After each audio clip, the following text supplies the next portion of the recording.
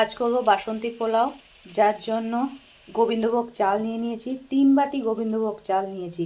চালটা বাটি মেপে নিতে হবে, এই জন্য বাটি চাল দেব ঠিক তার ডবল জল দিতে হবে।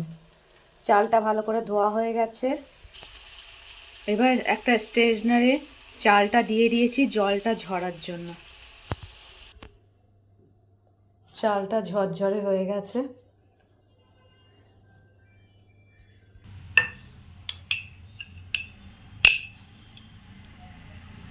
এবার চালের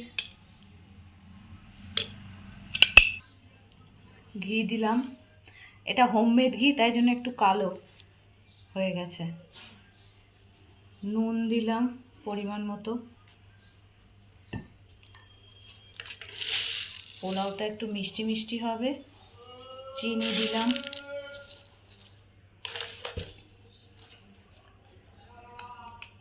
হলুদ দিলাম।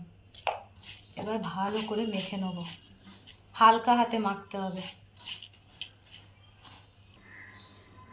চালটা ভালো করে মাখা হয়ে গেছে।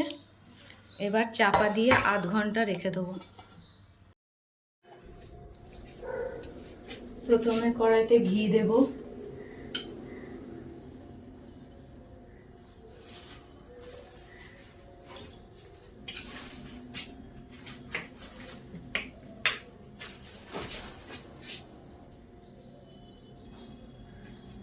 এবার কাজু দিয়ে দেবো।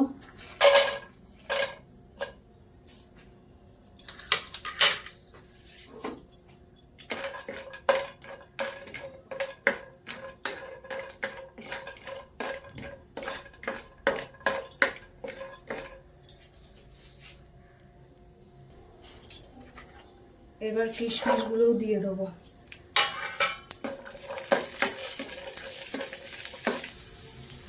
ভাজা হয়ে গেছে, এবার তুলে নেব।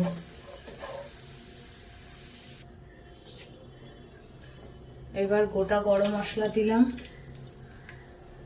দারচিনি স্টিক দিলাম, 2টো তেজপাতা দিলাম। ফোড়নগুলো একটু ভাজা হয়ে গেছে, এবার চালটা দিয়ে দেবো।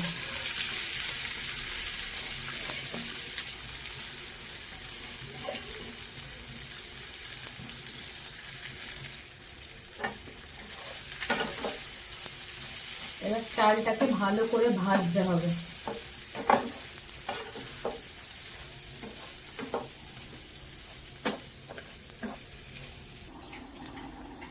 চালটা যতক্ষণ ভাজা হচ্ছে ততক্ষণ অন্যদিকে 6 বাটি জল গরম হতে বসিয়েছি।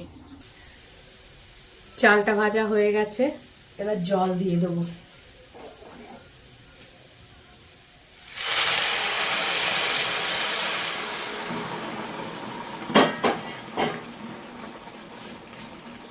আমি 3 বাটি চালের জন্য 6 বাটি জল নিয়েছি।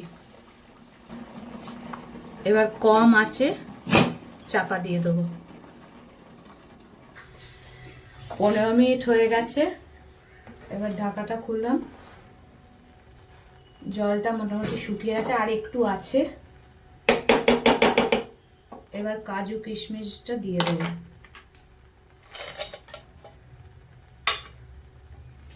আর একটু জলটা শুকোবে।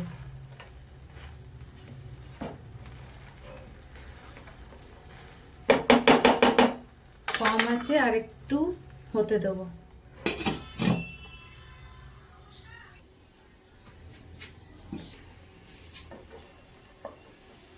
পোলাও আমাদের হয়ে গেছে, একদম ঝরঝরে পোলাও। জলের মাপটা ঠিক থাকলে পোলাও একদম ঝরঝরে হবে। গ্যাসের আঁচ বন্ধ করে দেবো।